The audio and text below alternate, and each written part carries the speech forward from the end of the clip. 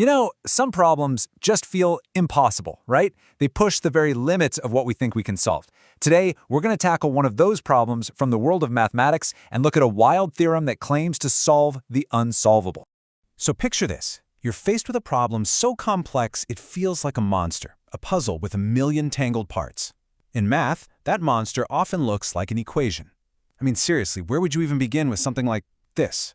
And yikes! Here it is in all its glory. This is a 17th degree polynomial. Every single one of those terms is another complicated piece of the puzzle. And our job? Find the exact value for x that makes this entire thing equal 0. Yeah, it's a pretty monumental task.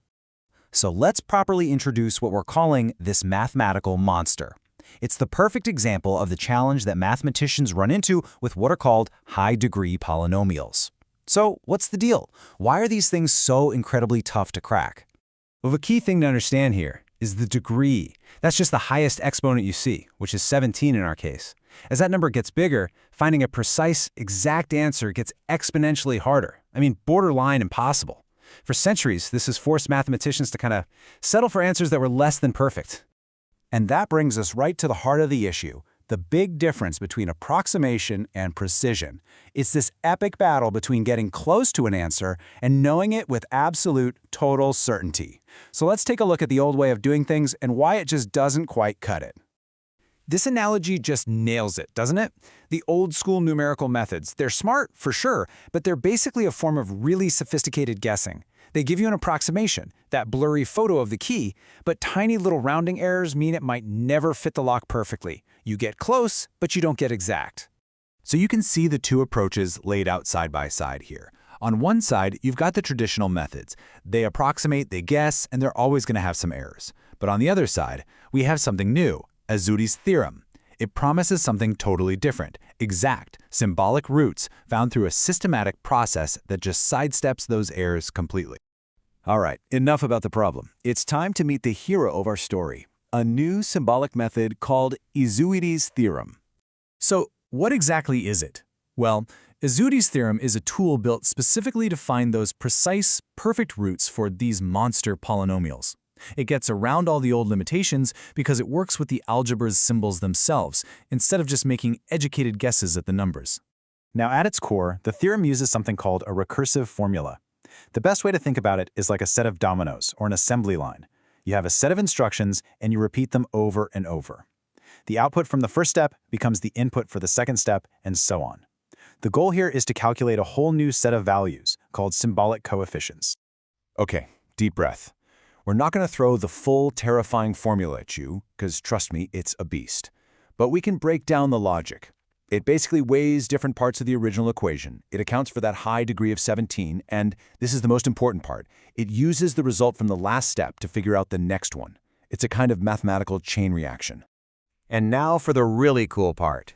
Let's actually put this theorem into action and watch how this recursive process tames our mathematical monster, step by step. Okay, here's the game plan. We've got a 17th degree polynomial, right? That means we have to run our formula 17 times. Each time we run it, it's going to spit out one of these new symbolic coefficients. And these new coefficients, they're the key to making this whole thing simple. All right, let's watch the first couple of steps.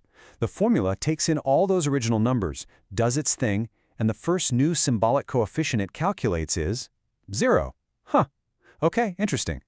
Then it takes that 0 and plugs it back in for step 2. It runs the calculation again, and the second symbolic coefficient is also 0. Okay, I think we're onto something here.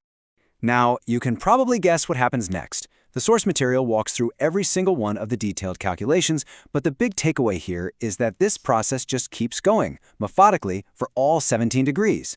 Step 3, step 4, all the way up. And what we get is, honestly, it's pretty stunning.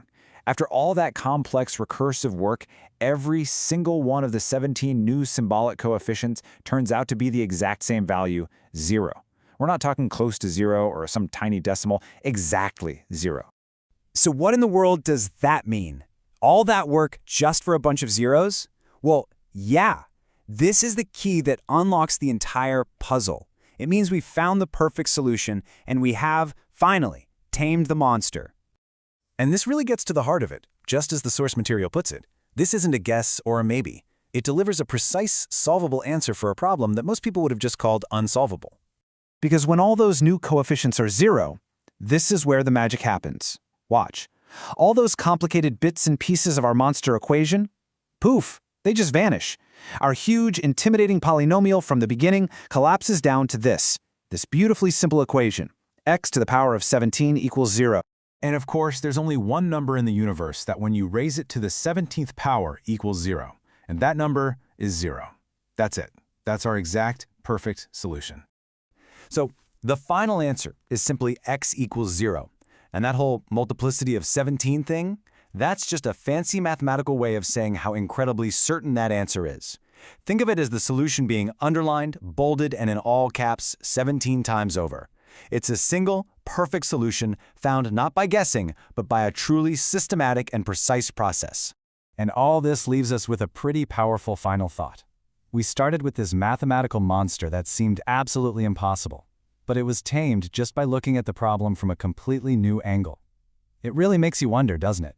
What other unsolvable problems are out there, in any field, just waiting for a new way of thinking?